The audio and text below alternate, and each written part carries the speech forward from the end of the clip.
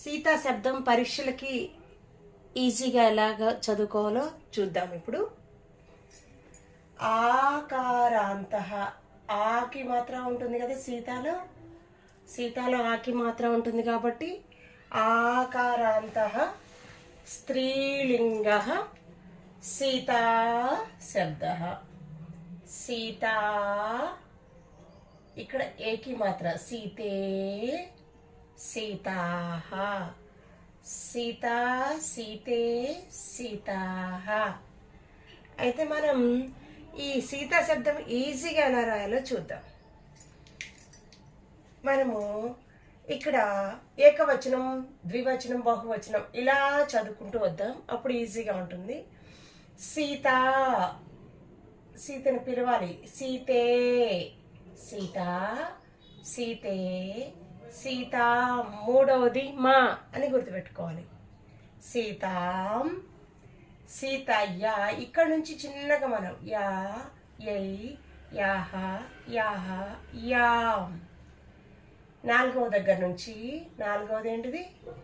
Yeah, యై, యాహ, యాహ, యాం. ఈ చివరి letters గుర్తుపెట్టుకుంటే మనము సీతా శబ్దం ఏకవచనము ఈజీగా రాసేయచ్చు. ఫస్ట్ వన్ ఏంటిది? సీత. సెకండ్ వన్ హే సీతే. మూడవది ఏమనుకున్నాం? పెట్టాం, మకారం పెడుతున్నాం కాబట్టి సీత. నాలుగు దగ్గర నుంచి లాస్ట్ లెటర్ సీతయ్యా, యై, యాహ, యాహ, యాం. అంటే సీత రాస్తాం, యా యాడ్ చేస్తాం. సీత రాస్తాం, యై యాడ్ చేస్తాం. సీత రాస్తాం, యాహ.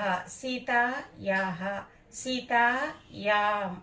అందుకని మనం ఈ లాస్ట్ లెటర్స్ ఏమున్నాయో అవి గుర్తుపెట్టుకుంటే సరిపోతుంది. ఇంకొకటి ఏంటంటే ఈ నాలుగో పదంలో మాత్రం దీర్ఘం లేదు, సీతయ్యా అని వస్తుంది.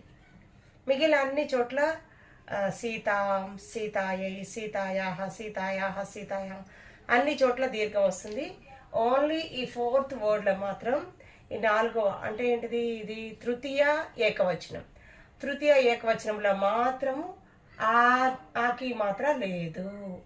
తర్వాత ద్వివచనం చూద్దాం. ఇది ఏకవచనం, ఏకవచనం అయిపోయింది. ద్వివచనం ఎంత ఈజీ అంటే అంత ఈజీ. సీతే, హే సీతే, సీతే. ఫస్ట్ మూడు సేమ్. తర్వాత సీతారా